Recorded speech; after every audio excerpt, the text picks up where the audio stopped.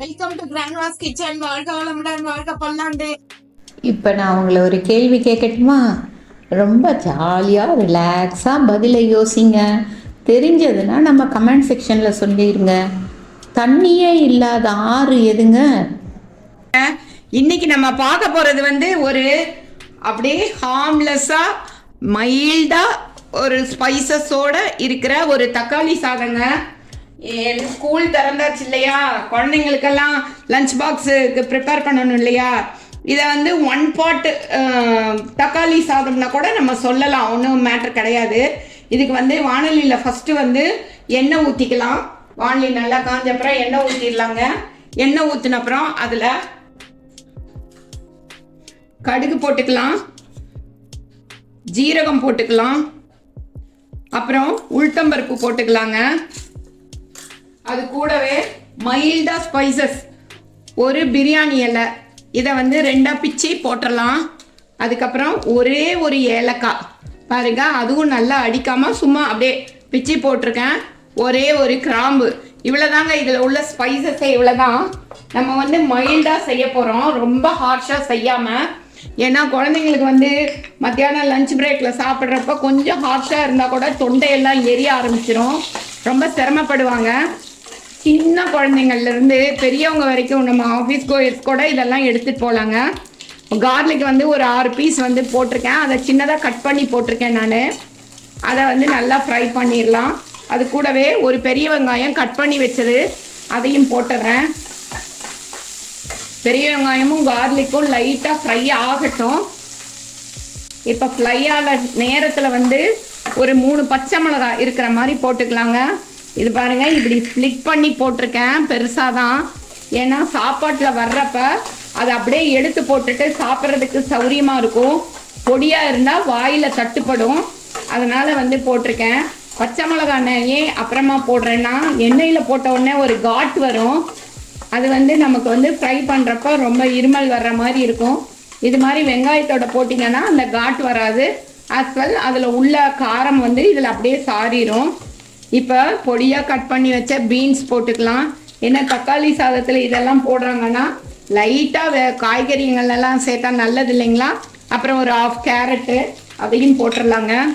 இது கொஞ்சம் ஃப்ரை பண்ணலாம். அந்த வெங்காயத்தில் உள்ள ஈரப்பதத்திலேயே இந்த பீன்ஸும் கேரட்டும் வெந்து வந்துடும். அடுப்பை நல்லா சிம்மில் வச்சுட்டு இப்போ ஒரு மூடி போட்டு மூடிடலாங்க. ஒரு 2 மினிட்ஸ் மூடினோம்னா அந்த பீன்ஸ் நல்லா வெந்து வந்துடும். ஒரு 2 நிமிஷம் மூடி வச்ச உடனே பீன்ஸு கேரட்டு நல்லா சூப்பராக வெந்துருச்சு. இப்போ நம்ம இதில் கட் பண்ணி வச்ச கேப்சிகம் போட்டலாம். கேப்சிகம் இது மாதிரி நீட்டமாக கட் பண்ணால் கொஞ்சம் பார்க்க லுக்காகவும் இருக்கும், கொஞ்சம் குழந்தைங்களுக்கு டேஸ்ட்டாகவும் இருக்கும். கேப்சிகமோட க்ரன்ச்சினஸ் மாறாமல் இருந்ததுன்னா இன்னும் டேஸ்ட்டு நல்லாயிருக்கும். அதனால தான் பீன்ஸு நல்லா வெந்தப்புறம் நான் கேப்சிகம் போடுறேன். இப்போ இது கூட 4 தக்காளி, மீடியம் சைஸ் தக்காளி பொடியாக கட் பண்ணி வச்சுருக்கேன். நல்லா பாருங்கள் எவ்வளோ பொடியாக இருக்குன்னு. அதை இப்போ போட்டுடலாம். போட்டுட்டு நல்லா ஃப்ரை பண்ணலாங்க ஒரு 2 மினிட்ஸு.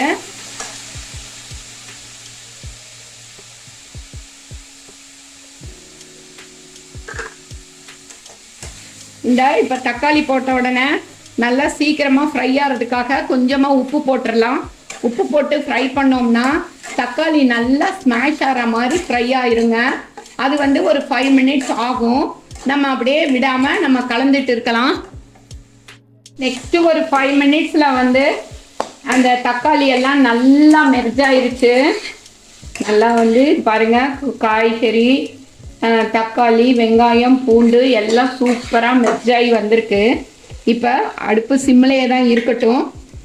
இதில் கொஞ்சமாக கலருக்கு மஞ்சத்தூள் போட்டுக்கலாம். அதுக்கப்புறம் கொஞ்சமாக மிளகாத்தூள் காரத்துக்கு கொஞ்சமாக போட்டுக்கலாம். அது கூட கரம் மசாலா, எந்த கரம் மசாலா இருக்கோ அதுவும் சும்மா ஒரு சின்ன ஸ்பூனில் ஒரு 1/2 ஸ்பூன் போட்டுக்கலாங்க. ஏன்னா கொஞ்சம் லைட்டாக கரம் மசாலா இருந்ததுனால அந்த தக்காளி சாதத்துக்கே ஒரு ஃபுல்ஃபில் ஆகும். அதனால் லைட்டாக கரம் மசாலா போட்டுடலாம், ரொம்ப வேண்டாம். போட்டுட்டு இது வந்து எல்லா ஃப்ளேவரையும் தூக்கி கொடுக்கறதுக்காக லெமன் கொஞ்சம் பிழிஞ்சிடலாங்க. ஒரு மூடி லெமன் நான் பிழிஞ்சிருக்கேன் பாருங்கள். ஒரு மூடி லெமன் வந்து நான் பிழிஞ்சு விட்டுட்டு இப்போ வந்து நல்லா உப்பு போட்டு கொஞ்சமாக இதுக்கு வந்து சாதத்துக்கு இதுக்கெல்லாம் தேவையான அளவு இந்த காய்கறி சாதத்துக்கு தேவையான அளவு உப்பு போட்டு நல்லா கலந்து விட்டுறலாங்க. ஒரு நிமிஷம் நல்லா கலக்கிடலாம். அப்போ தான் அந்த கல்லுப்பு நல்லா கரைஞ்சி எல்லாத்தோடையும் மெர்ஜ் ஆகும். எல்லாமே காய்கறி, உப்பு, கரம் மசாலா ஐட்டங்கள் எல்லாம் சூப்பராக காயோட நல்லா மெர்ஜ் வந்துருச்சு. இந்த ஸ்டேஜில் வந்து நம்ம பாஸ்மதி ரைஸை வந்து வேக வச்சு நான் வச்சுருக்கேன். இன்றைக்கி நான் போட்டது பாஸ்மதி ரைஸு. நார்மல் நம்ம சமைக்கிற சாதத்திலே கூட செஞ்சோம்னா ரொம்ப டேஸ்ட்டாக இருக்கும். சின்ன குழந்தைங்கள்லேருந்து எல்லாருக்குமே கொடுக்கலாம். அதனால தான் இதில் வந்து காய்கறி எல்லாம் நிறைய போட்டிருக்கேன் நான். அதுக்கு காரணமாக தான் அவங்களுக்கு வந்து எக்ஸ்ட்ராவாக காய்கறி எதுவும் பண்ணாமல் இது மாத்திரம் லஞ்சு டயத்துக்கு நம்ம கொடுத்து விட்டுறலாம். சின்ன குழந்தைங்களுக்கு மாத்திரம் கிடையாது, பெரியவங்களும் நம்ம வந்து இதை வந்து ரொம்ப நல்லா சூப்பராக எடுத்துக்கலாங்க. இது பெரியவங்களும் எடுத்துக்கலாம்.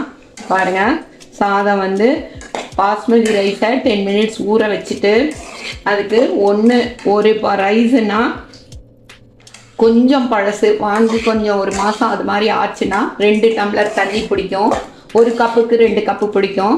புதுசாக இப்போ தான் வாங்கினோம்னா 1 கப்புக்கு 1.5 கப்பு தண்ணி தான் பிடிக்கும். குக்கரில் வச்சு ஒரு 3 சவுண்டு எடுத்துட்டோம்னா அதுக்குள்ளே அந்த சாதம் வேகிறதுக்குள்ளே இது நம்ம ப்ரிப்பேர் பண்ணிட்டோம்னா டக்குன்னு எல்லாத்தையுமே செஞ்சு முடிச்சிடலாம் ஃபாஸ்ட்டாக. தாறுமாறு டேஸ்ட்டாக ஒரு தக்காளி சாதம் சூப்பராக ரெடி ஆயிடுச்சுங்க.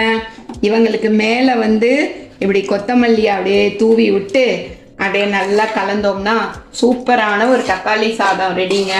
இதில் ஹார்ம்ஃபுல்லாக எதுவுமே கிடையாது. ஆயில் கூட ரொம்ப கம்மியாக தான் ஊற்றிருக்கோம். சூப்பரான சுவையான ஒரு தக்காளி சாதம் ரெடி ஆயிடுச்சு நம்மளுக்கு.